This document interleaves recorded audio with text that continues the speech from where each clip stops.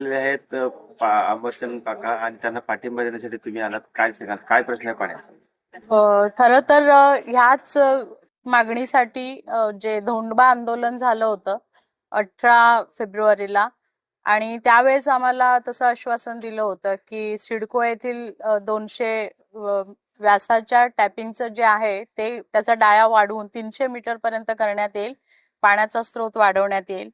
आणि त्याचबरोबर जे महाराष्ट्र जीवन प्राधिकरणाची हेटवणे धरण ते शहापाडा धरण वाढी उद्भव पाणी पुरवठा योजना आहे, त्या योजनेच्या माध्यमातून शहापाडा धरणामध्ये पाणी सोडून स्रोत वाढवण्यात येईल अशी ती मागणी होती. आणि सोबतच जे अनाधिकृत नळ कनेक्शन्स आहेत या लाईनवरचे ते सुद्धा तोडण्यात येतील.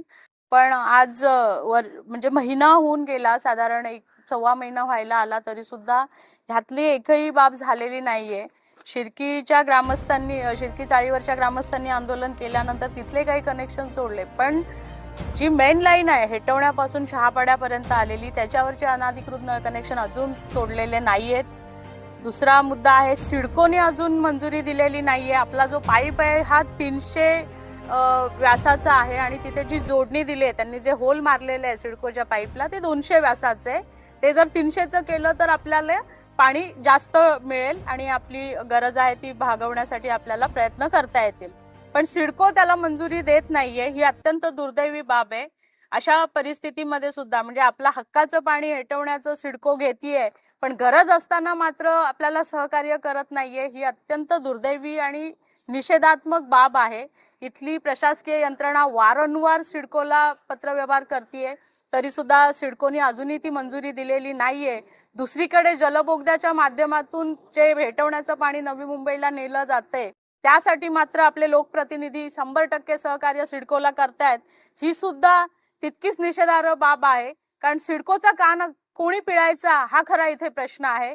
हा कान पिळायची ताकद आमच्यामध्ये नाहीये, उपोषणकर्त्यांमध्ये नाहीये, तर तिथल्या लोकप्रतिनिधींमध्ये आहे की तुम्ही आमच्या लोकांचा विचार करत नसाल तर ज्या पाण्यावर तुमचा हक्क नाहीये ते पाणी आम्ही तुम्हाला मिळू देणार नाही, अशी भूमिका स्थानिक लोकप्रतिनिधींनी घेण्याची ही खरी वेळ आहे. पण ती भूमिका घेतली जात नाहीये. जेवढं पण हातचं ताटातलं धरणातलं पाणी नेता येईल तेवढं नेण्याचा प्रयत्न सातत्यानं सिडकोच्या माध्यमातून केला जातोय. आणि इथले जे राखणदार लोकप्रतिनिधी आहेत ते मात्र हातावर हात देऊन बसलेले आहेत. ज्यांनी मतदान केलेलं आहे त्यांचं जे खरं दुःख आहे पाणी टंचाईचं ते लोकप्रतिनिधींच्या मनाला शिवत नाहीये. ही चिंतेची बाब आहे आणि असंवेदनशीलतेची सुद्धा बाब आहे. पाणी नसताना पाणी टंचाई असेल तर मान्य आहे, पाणी असून पाणी टंचाई आहे ही दुर्दैवी बाब आहे.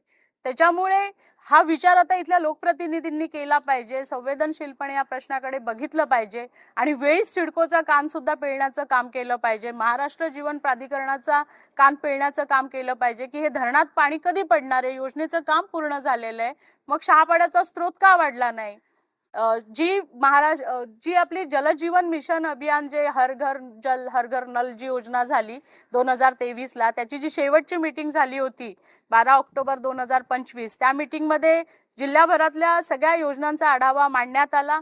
त्यामध्ये लोकप्रतिनिधींनी सांगितलं की या योजना फक्त कागदावर दिसतायत, प्रत्यक्षात दिसत नाहीये, पाणी टंचाई दूर झालेली दिसत नाही, याचा आम्ही आढावा घेणार आणि कारवाई करणार. त्याच्यावर काही काम झालेलं नाहीये.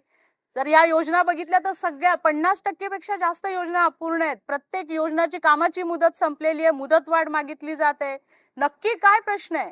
हे अभियान 2024ला पूर्ण होणं अपेक्षित होतं, पण आज 25-26 मध्ये आपण आहोत, तरी सुद्धा हे अभियान 50% सुद्धा पूर्ण झालेलं नाहीये. पण घोषणा मात्र जलजीवन मिशन हर घर नळ, नळ दिला पण पाणी दिलं नाही, ही वस्तुस्थिती आहे.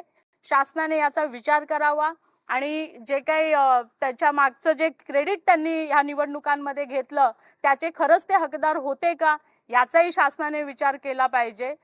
सोबतच आज अमर म्हात्रे जे आंदोलन करतायत, जे उपोषण करतायत, त्याला आमचा पाठिंबा आहे.